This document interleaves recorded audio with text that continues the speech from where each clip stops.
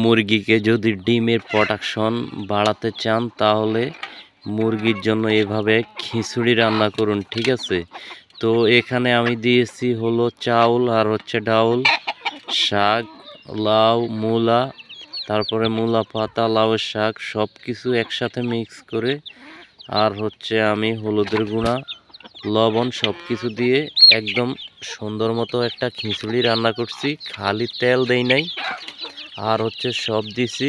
এভাবে কিন্তু মুরগিকে দিলে মুরগির হেলথ অনেক ভালো থাকে, আর মুরগি কিন্তু রোগে আক্রান্ত হয় না, আর মুরগি অতি দ্রুত ডিমে চলে আসে। ডিমের প্রোডাকশন এত দ্রুত বেড়ে যায় যা কল্পনাও করতে পারবেন না। আপনারা এভাবে জাস্ট 1 মাস কন্টিনিউ করে দেখেন, ডিমের প্রোডাকশন দ্বিগুণ বেড়ে যাবে, ঠিক আছে।